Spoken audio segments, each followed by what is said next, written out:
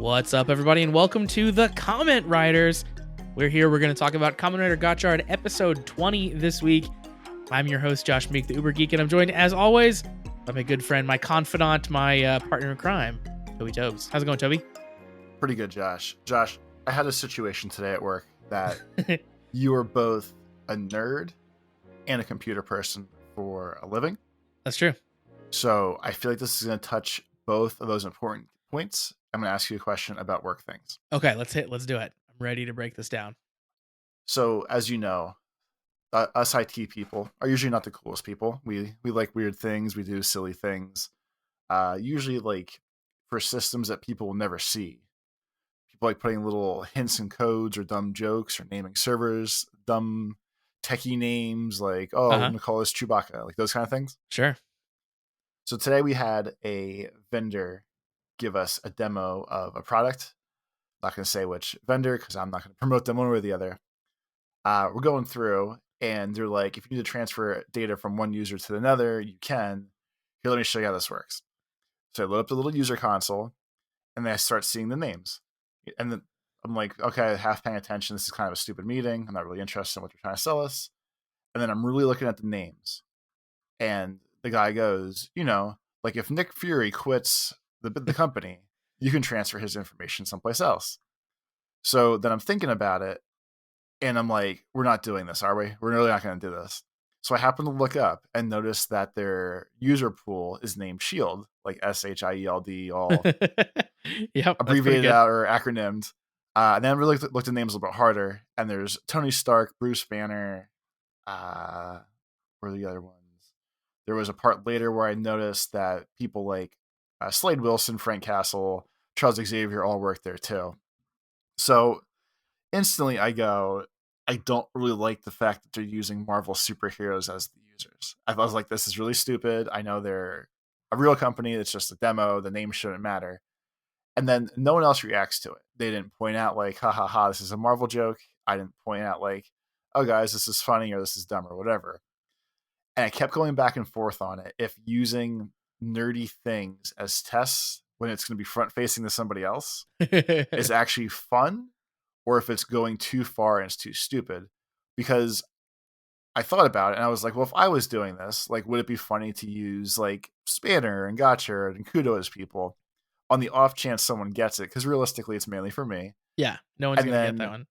And then I was like, am I being too grumpy? And if other people in the call were in the Marvel or people were more outspoken about, they'd be like, oh, it's so funny. You have S.H.I.E.L.D. You did Marvel stuff. And I was trying to figure out if I was just a cranky old man and just because I didn't like the subject matter, I thought it was stupid, or if altogether it's stupid and just on par where I should be, or however that happens to work. I think you're being a little grumpy this time. Normally I'm the grumpy one, but I think you might be being a little grumpy here because like when you make systems like that, because we do that at work a lot too. So like when we are developing things, like the software that we write similarly ends up with needing a lot of text and names put into it specifically.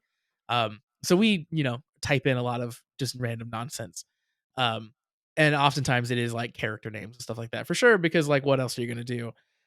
We're not like giving demos to like clients really, but like I think the interesting thing with like the shield names and like the superhero names is like it's not like he was putting in like Spider-Man or Iron Man.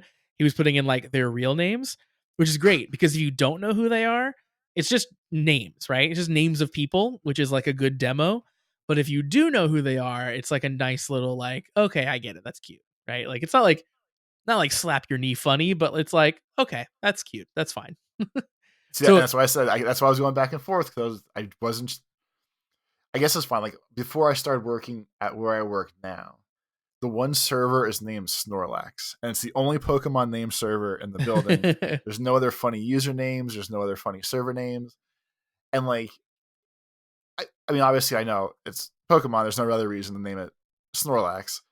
And there's other places that like I've had friends and partners and stuff work at where all the servers are named after a specific theme. Like one was a group of foods, one was a group of cities, one was a group of activities you could do.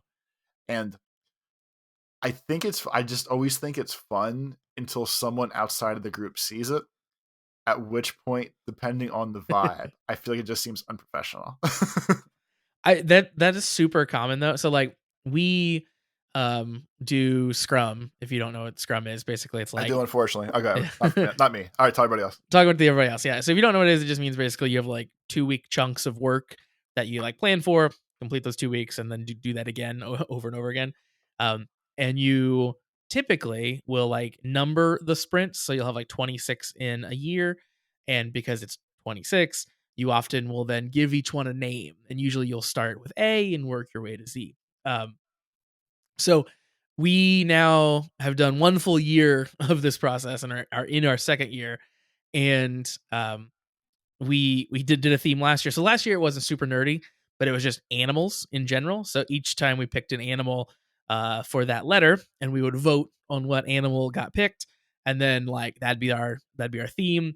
Sometimes people would do like um, background pictures in their teams calls with that animal or whatever. It's like a little bit of like a mascot for the 2 weeks and whatnot. This time around, we ramped up the nerdiness, and it's Pokemon that we've chosen. So each letter, we're picking a Pokemon for each of the sprints, and like those are things that are mostly just for the team, and it's like a team building thing, right? Like it's fun to like have your vote. It's fun to read a Pokemon name every day when you join your calls and stuff.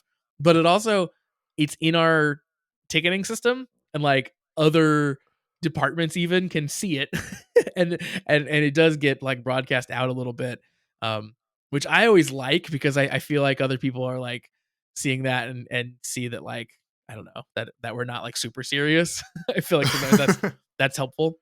But yeah, we're kind of in that bubble that you might not like as well because we are doing the exact same thing. Idiots. You're all idiots. Yeah. But other places do it too, like a place I think that my wife used to work at named their conference rooms. Um, what was their theme? It was something similarly like nerdy, where like Like the each conference room. Batcave and the Yes, it Tower was of Justice or Hall of Justice, whatever it is. exactly. It was that sort of thing. Personally, for me at home, I name servers, and anytime I'm spinning something up that will be long lasting ish, I usually name it after a fictional place. So like my network attached storage is called Dominaria because that's the name of the place or one of the names of the places from Magic the Gathering. Um, so I do weird stuff like that sometimes. But yeah, I get you where it's like if you're super forward facing, it is maybe a little cringe, but I still think I'm on the side of like it's fun and it's harmless. I think that's where I'm Josh, I want you to know that I've known you for such a long time and our powerful friendship that my prediction for this conversation was I was going to say I think it's goofy, and you're going to take this hard stance you just took of no, this is fun. This is a thing we do. This is neat. And you pass with flying colors, buddy. You at. pass with flying colors. You don't even need me here anymore. You can just say, and I know Josh would say, And if and just Josh was here, he would yeah. say, "You're being a cranky old man. I'd name my servers Dominaria." I do feel like there's a point in my life though where I would have been very against the sales guy demo guy doing it. I think I would have been really grumpy about that at some point, probably like a decade ago. At this point, I don't really care anymore. But there's a time in my life where that would have made me grumpy. Back when I was more idealistic, I guess. Back when I stood for something. Yeah. Speaking of being a nerd, Toby, just to give a quick update to the listeners, I've been getting very into Beyblades X. We talked about that on one of our Patreon videos recently, but I'm deep in Beyblades, Toby. I'm getting Beyblades from Japan coming in. Getting spun up. They're getting spun up.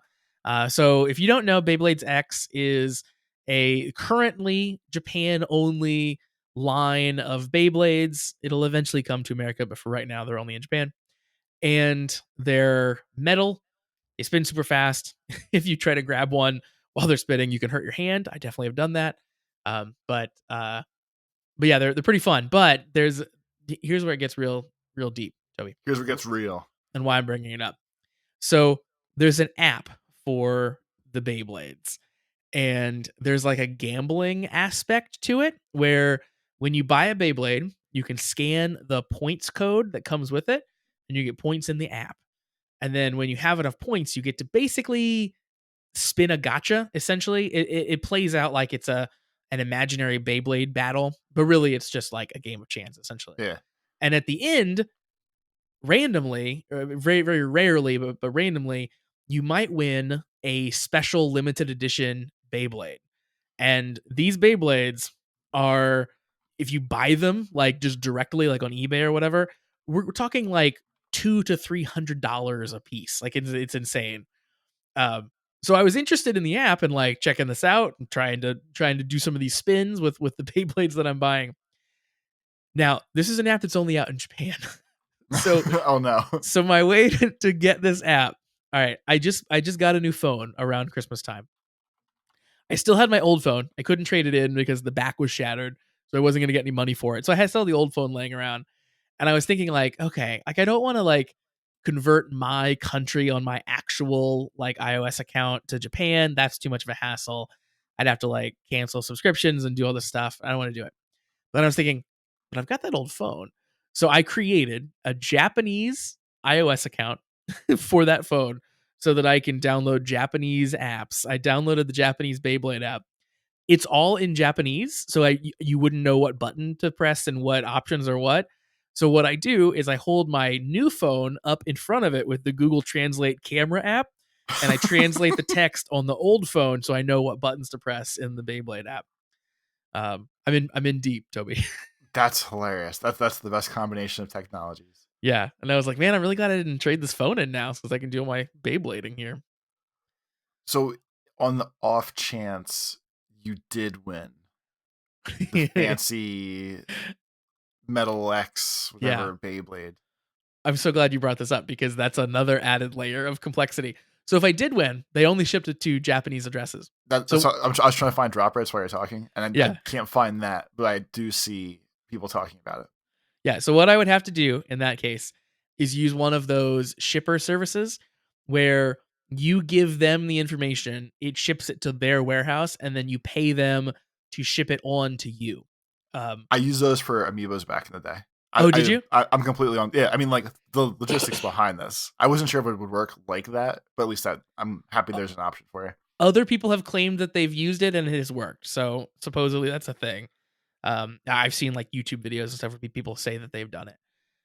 So it supposedly works. But yeah, like those things are crazy. But yeah, people use them for like Yahoo auctions in Japan and stuff too. So like it's a thing people do all the time. But that's what I would have to do here is like I would win the free thing, but then I have to spend a whole bunch more money getting it to me through this weird proxy service. Yeah, like None of this is worth it. But the only part that I had issues with at first was I wasn't really sure of how the addresses worked. I think it was because they basically they're so confusing. I had to fake a Japanese address to create that iOS account. So I picked a random hard off in Tokyo. And the addresses are ridiculous. I didn't know what line was what. It's all stupid. Yeah. yeah. So like when I did the thing for the amiibos, like I was on Amazon.jp and I thought I was filling the address in right, and I wasn't, and it was like we can't ship this address. This is an address. So I started getting mad because I was like, well, I know this is a real thing. Like it's not like this is some fake address. So that would be my warning to you that you've obviously already noticed, where it's just kind of a pain to figure out what lines go where to make sure it works. Yeah. I definitely found that to be the case. It didn't really matter on the iOS thing just because it's like I just need these lines filled in so I can complete this form. But I would have to pay closer attention to that for sure when if and when this becomes a reality. I'm finding I haven't bought enough Beyblades to like get close to this winning thing yet because I input the codes that I had and like got to play it a few times and then it was like, oh yeah, I need more. I don't have enough. So gotta buy more Beyblades. I used Tenso I for think mine. people are talking about Buy E this time around. That seems to be the one a lot of people use. That seems to be a very popular one now. I Yeah. feel like maybe Tenso bought Bai because I'm on Tensor.com and it's all about using Bai to ship stuff. Oh, okay, maybe that's So it should be the same thing. But yeah, it's what I used it one time. I can confirm that it worked the one time. Whatever you gotta do. I've definitely bought stuff from Amazon Japan before, like creating an account, but then just putting in your, United States address. They don't ship everything to the US, but like a lot of stuff and the stuff that I had wanted so far at this point, they will ship over here. It's expensive, but they'll do it. Um, but yeah, there are certain things I think that like, especially like probably pre-orders and stuff that you would have to do a proxy for at this point still. But anywho, that's my fun excitement. That is related to Japan that I wanted to I share. love it. Toby, let's jump into the email segment, shall we? Ooh, We got one email this time around. It comes in from our good friend Shade. Shade sent his email to cast@commonwritersucks.com. You guys out there in the world should do that as well if you would like to send us an email, cast@commonwritersucks.com. Shade's email says, if Kekara was here right now, this episode would be his gotcha. oh Uh, jeez. Shade says, not a lot of trivia this week, so I'm just writing to say how much I enjoyed this episode. And then in parentheses, I am working on an Xaid email, though. Very exciting to see that one. Shade says, if you guys didn't know, some people have been calling Spanner Valve a fraud because of how much shit he was talking in the show. Someone even made a post analyzing his win-loss ratio. Yeah, that was on Reddit, and it was hilarious. So yeah, if you haven't checked the old Kamen Rider Reddit, that is a very very funny post. I don't have the name of the person who made it right now, but it was very good. And Spanner is like horrible record at this point. He's like one in something. Yeah, I very, think like very, his first fight, or maybe his first two, his first one or two, he won, and everything past that just like failure after failure after failure. yeah, just over and over and over again. Uh, but Shade says, well, if he's such a fraud, then why did he just become the best character on the show now? Valve Fraud is no more. Also, funny coincidence how both Ryder and Sentai have villains that can resurrect the dead this week. Yeah, I liked. So yeah, let's jump right into talking about Kamen Rider Gotchard episode 20 here. I really liked that the resurrect the dead portion of this episode was just kind of an afterthought. Like, yes, it happened. We're not going to dwell on it. We're not going to dwell on the fact that it's possible. We're just going to focus in on like who got resurrected. I thought that was so funny. It was like it's a huge thing that this guy can actually resurrect the dead. But like, whatever, it doesn't matter. Yeah, I mean the whole vibe of it was how can we, like, it was a long standing 10-year drought of not fucking with Spanner until this Yeah, point. yeah, And then 10 years in, he's like, Goldman was like, no, you know what, today's the day. We're really gonna piss this kid off. yeah. He just remembers like, oh yeah, 10 years ago there was a little boy where I killed his parents. Let's keep that going. That was fun. Let's run that back That was a again. good day. Yeah. But yes, this was the episode where um, Spanner has a meltdown. Spanner goes full on Malgam actually at the end of this. So I guess we'll start back at the beginning and kind of work our way up to that. We get some creepy Garion dealing with Atropos again. We talked about it when you and I watched the show together. We both commented on it, but just don't like how he touches her and how he deals with her. Very creepy. He's just got a weird vibe. Like she's treated as a child, but also she's supposed to be old. Yeah. So she's treated as like an old lady, and it's just weird because the visual person is like a 6-year-old. Like it just doesn't line up nicely. No, all this weird chin stroking and stuff. Just not into it. But Garion creates a new. He gets a chemi card from Atropos, and it's an angel lead, and he uses it to create the angel lead amalgam, which is a pretty cool design for amalgam. So it's got like um kind of an angel with like arms outstretched in the front, kind of with this like sort of halo situation on, and yeah, really neat. Like wings are actually like the head and the other arm of the actual human in the suit. But yeah, the vibe is cool, and it's a slightly different amalgam than normal because it speaks regular English and seems generally intelligent Yeah. instead of just monstrous. If you ever played any of the Bayonetta games, basically the evil angels that you fight, this could be one of them. It's just it fits right in like the whole Devil May Cry Bayonetta vibe of making spooky angel looking things. It really does. Yeah. Then we go meet up with the kids, Toby, the Kitchen Itchin' No Say Alliance, and Going strong. going strong. The mom's out though. She's off at a yo-yo research club, high school reunion. And I really wonder, is that an like a one-off joke, or are we gonna have more yo-yo stuff in the show? I hope she comes back with a yo-yo next week. I hope so. Like she's like, look, I can walk the dog now, and does some sick tricks. Yeah, at least one more yo-yo callback would be good for me. But the big thing, of course, in this particular scene is that Professor Kyoka, who is basically Spanner's surrogate mom, comes in and introduces herself to the kids, and yeah, basically lays it all out for them. That like she had been taking care of Spanner, and she was making a driver for him. The driver only worked with 2 level 6 chemis, but now Mad Wheel got taken away by Minato, so she can't finish the driver. And it's funny, like I know they're all the kids are friends enough. Like Spanner kind of shit on Hodoro for a long time, but like there's a general respect here now.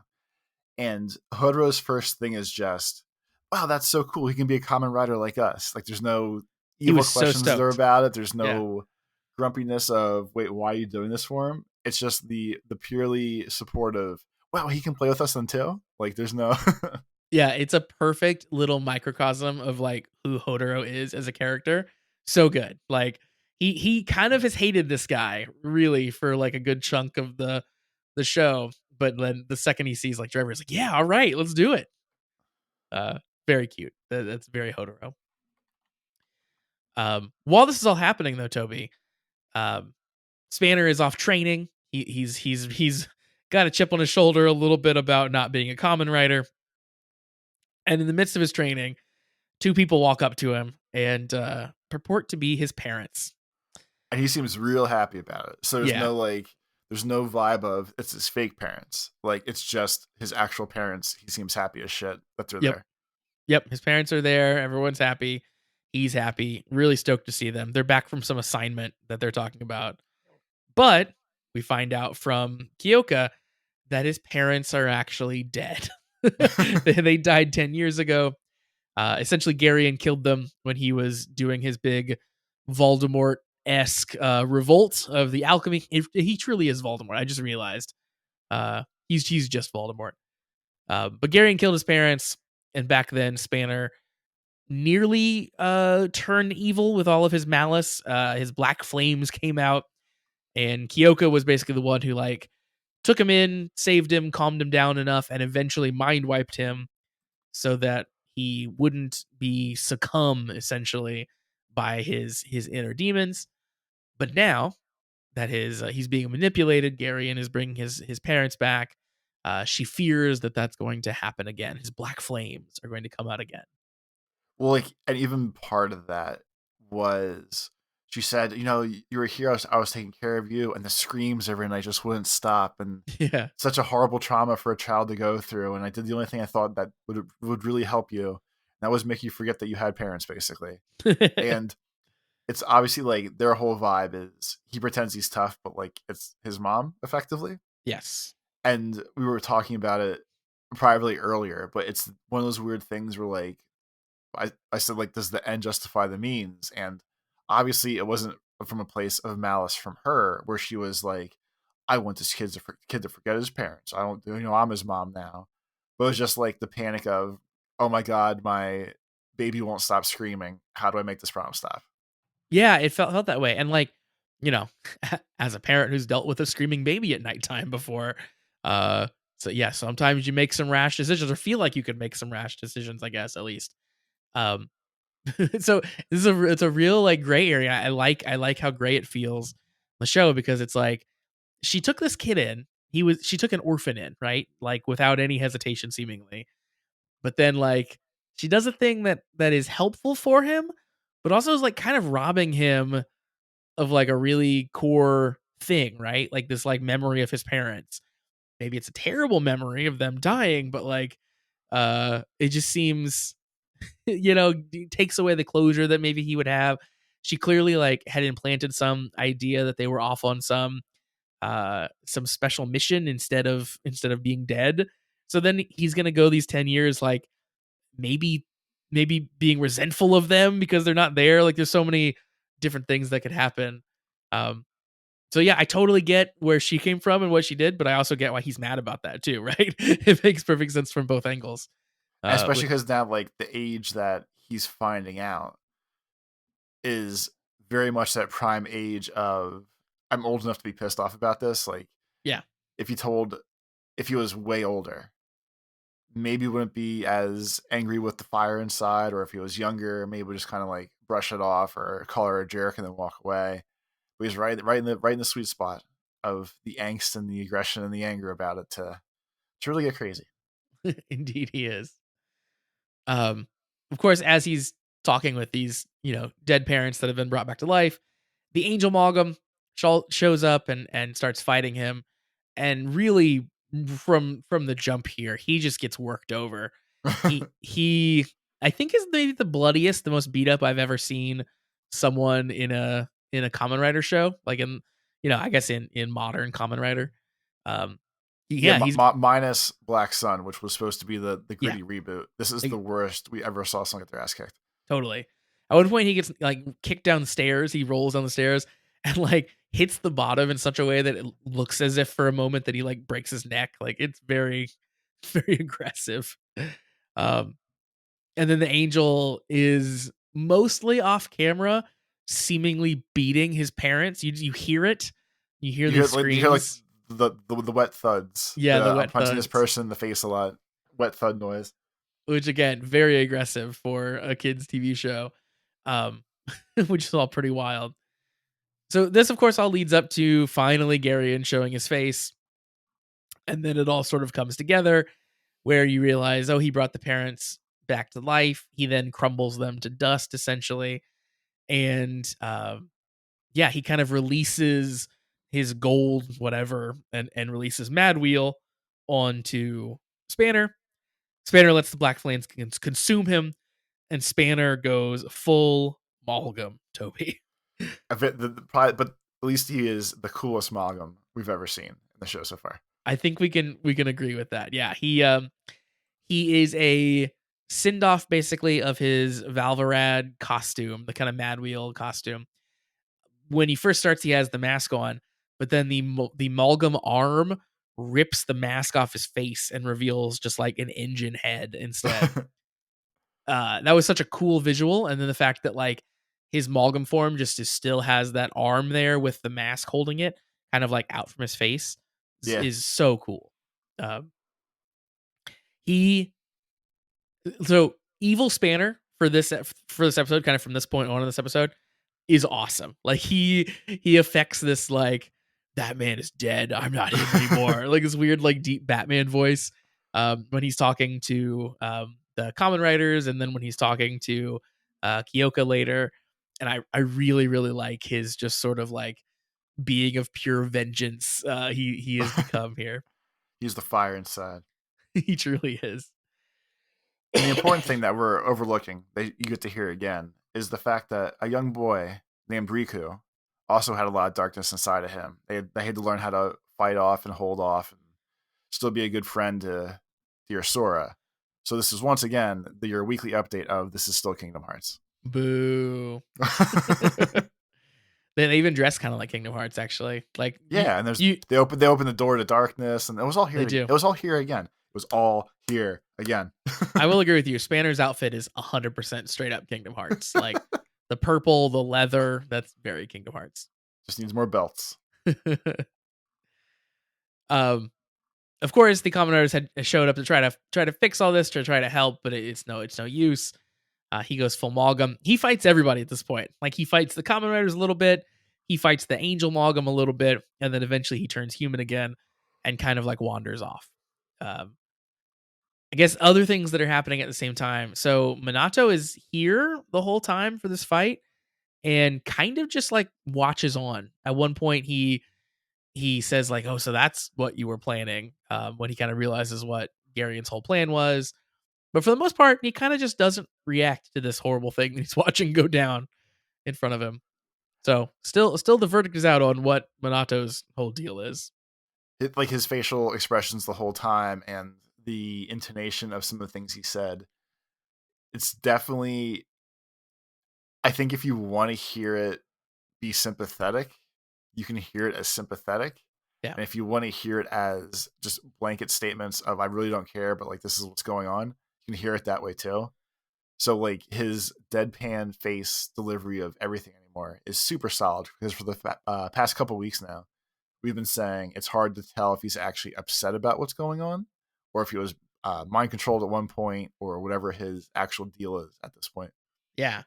That actor is doing such an amazing job of like giving you just enough of a hint that you can believe it if you want to believe it, or not. Maybe there was nothing. Maybe he just twitched his face. Who knows, right? Like he's yeah, he's really killing it in this current role. Of course, Kyoko-san, who had been with the kids, heads back to her office because she thinks that he will come there. Spanner will come there to see her after all this. And when Hodoro finds this out, he decides to head over there and, he's going to try to confront Spanner at this point. Still a good Um, friend. yeah, Still a good friend. exactly. I did like at this point, Sabi is like, no, you can't go over there. Like he'll kill you or whatever. Which is funny thinking about Valverad's current win loss record, but he does say like if you try to fight him and hold back, he'll kill you, which I thought was a good way to present that. Like, yes, you're a strong Kamen Rider, but you also like this person, so you won't be going full out, and that might cause some danger. And that's when you lose. Yeah, I thought that was nice. But yeah, then we have our little encounter. Spanner does go see Kyoka, and in a very emotional scene. Basically, it's like she explains why she did what she did with erasing his memory after she took him in, and he basically says, "Hey, listen, thanks for everything you've done, but you're dead to me now." Is essentially how it goes. And I totally get it on both sides. Like we were saying, I think that um, it makes him a cool villain. I think in this episode, and makes it a fun, conflicted character that like yeah, he's like overreacting and he's this crazy, being possessed by this essentially this like demon force now in his body. But also you like see where he's coming from. Like, yeah, I'd be pretty pissed about all this too. It's like I don't know that I would even tag him as a villain. I feel like he's very neutral right now, but Sure. or like a super angry temperamental hero. Like he hasn't actively gone after the other kids yet, or he might, or whatever it comes out to. But he's just very pissed off. Yeah. Like he fought them a little bit, mostly just because he wanted to leave earlier. Like he just sort of like fought everybody who was in his way because he was so angry. Like clearly he wasn't actively targeting the common riders. He just basically was like, I'm out. Like, Yeah, I mean, like we said, that fight was basically fuck anything that's possibly standing in front of me right now, which yeah, involved his friends, the enemy of the week, the person that re-killed his parents. yep. And the angel Malgum, angel lead, is outside of Kyoko's office fighting with the common riders. Basically, he showed up because he he was sent by Garion because Garion now wants Spanner to kind of become his like his right hand monster, basically. Um, he I think Garion sees this as a huge experiment success. He turned Spanner evil, he thinks. He at least opened the darkness in Spanner's heart, and now he thinks that he can complete that process and make him another basically like one of the Abyssal Sisters is kind of what it seems like he wants, like another person who does his bidding. They need a brother, is what he's telling them. They do. You Big need big you need bros a, you here. need a big little brother Yeah.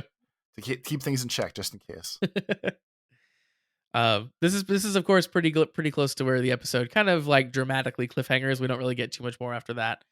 Um, but yeah, I guess what are your predictions here. Do you think this all gets resolved next episode since, 2 episodes is kind of what we do? I feel like it has to. I feel that the beginning of next episode is definitely still going to be the surly sass. Uh, I feel like at some point while he's losing his mind, he's gonna find some dumb picture that he drew when he was little of him and his mechanic mom, like holding hands, or he'll have flashbacks of her, or not, maybe not flashbacks, but she'll be like, "You have to let this go. You have to stop this. I did it because I cared about you." Blah blah. And he's at that weird change of heart where he's just gonna be a new powered Spanner. Yeah, I think so too. And not to like metagame too much about it, but like, we do know he's in the intro as a common writer. So probably can't go too long without that happening because it's in the intro. So yeah, I think it probably gets wrapped up next week as well. But it'd be Maybe kind three. Well, it'd I'll be say kind of maybe three, cool. but Yeah, maybe three. It'd be kind of cool if it didn't. Like, I would be interested in either a route where he is this sort of like loose cannon third party now, where like he's just one more thing that the writers have to worry about. Like he's not full on a part of Garion's whole crew, but he's just out there just like causing havoc. I think that could be interesting. Or if Garion manages to like subjugate him for an episode or two, I think could also be kind of interesting. Um, I think this show's been super fun when seemingly good characters have turned evil. Like when Sabi went bad and became Dread for the first time was really really cool. It's been cool and continues to be cool when Minato is evil. So let's lean into that a bit more for Spanner. Right? Let's see where that goes. But probably not what we're getting. But one can wish. Nonetheless, though, I think this was a pretty darn good episode. What are your thoughts on it?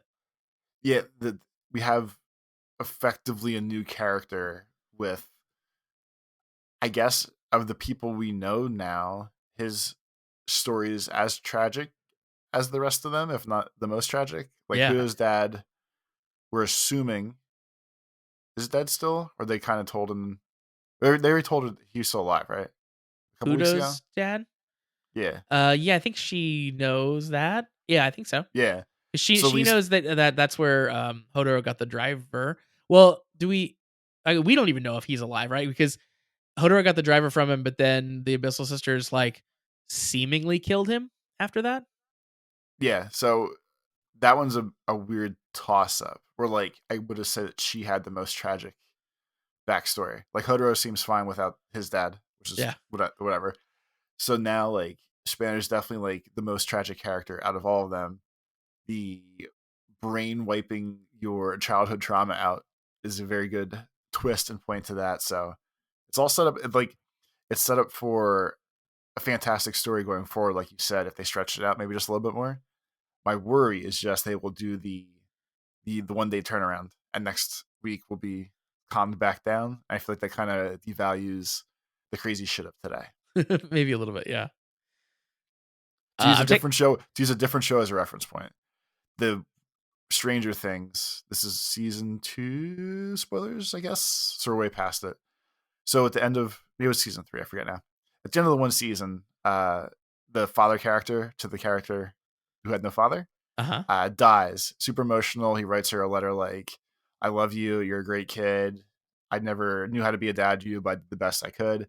And it was probably one of the most emotional moments in most of the series. And then the spoilers at the end of the season, it was either the end of the episode for that season or the trailers for the beginning of the next season was, "Oh, by the way, Hopper's alive still." And it completely invalidated the entire arc of her growing Uh up and learning what everything meant. And it still pisses me off to this day. And this is that same vibe on a smaller scale of like, we're gonna show all this trauma. This is why he is the way he is.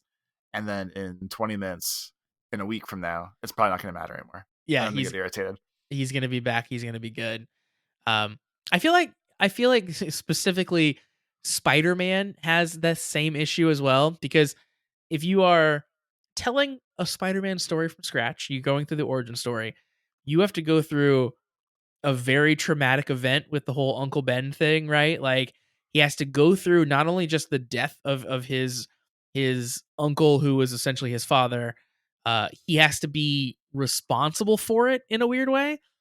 And then also in the same freaking movie, or like soon after in the same story, you have to somehow pivot him back to fun loving Spider-Man again. And that's always such a hard swing for them to do. It's almost like if you were really doing like a Spider-Man story correctly, you would need a whole movie's length worth of storytelling, just building up to him realizing with great power comes great responsibility and putting on the Spider-Man suit. And then your next movie could be, okay, now I've gotten over the Uncle Ben death and I'm happy again. Because yeah, it cheapens it because you have to move on from it so fast. I think that's the same thing here Yeah, that we yeah. might see. Yeah, but nonetheless, I think in the microcosm of this particular episode, this was very cool. I like what they're doing so far. I'm taking a look now at the Gotchard spoilers channel in our Discord, which I try not to look at before I've watched the episode. But just some things people were thinking about episode 20 here. So Kieran says they've stepped it up about 50 gears from where the show started.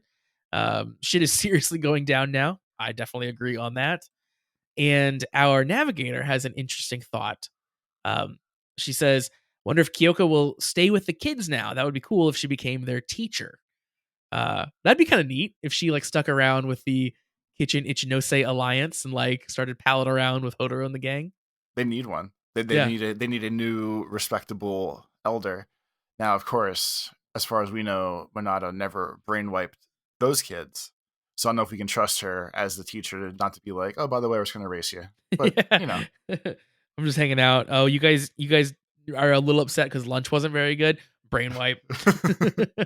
Oh, you've been complaining about this road trip we're taking. Brain wipe. And then last thing from the Gotchard spoilers channel. Again, our navigator says, "I don't think Spanner is surviving this season, honestly." What do you think about that? You think Spanner is going to be a death before the season's over? I don't know because at least I mean it's a fun prediction. I'm always rooting for the Christmas deaths at this point now. I don't see at this point what it would motivate to be able to do it. Like Yeah, yeah. I mean, like like that I would be there's some fancy name for the moment that triggers everything else. But yeah. like as of now, I don't see what killing him gets anybody else in I the think I story. think So I I feel like think this would him dying could be a real like catalyst for Hodoro finding his like unleashed potential or something. Like his I think dark they could flame. yeah, I think they could tell that story somehow of like, oh, that pushes him over the edge or something.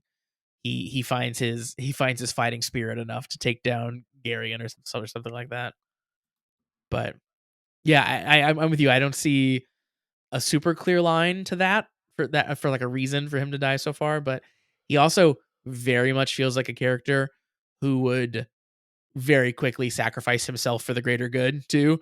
Like once he gets over all this and becomes a writer and is on the team, I feel like he would be the one who is going to jump in front of a bullet to save Kudo or something like that, right? He's going to be the guy who's going to take the hit if he Okay, needs I could to. see that, especially for mom.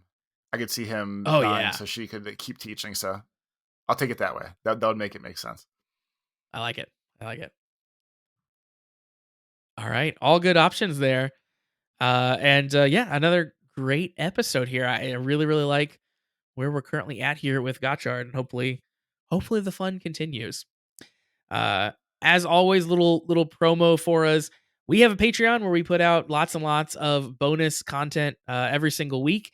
So check that out, patreon.com/the comment writers. We watch through old Kamen Rider series. We are even have started now watching the current Rider series as well. So you can watch us do that and hear our thoughts as we were watching through those things. Super fun. You can also join our Discord community there. $3 a month. So very, very reasonable. Best value in Toku. That's what I like to say. Patreon.com/the comment writers to get to that. Of course, send us emails. We love hearing from you all out there. Cast@commonwritersucks.com for the email address. So once again, that's going to wrap it up for us for this week. We'll be back next time to talk about Combinator Gotchard episode 21. We're now in the 20s. This is crazy. But until then, Old enough to drink next week. Exactly. Next week. Hodoro is going to have his first sake. It's going to be great. But until then, have a great week, everybody. Peace.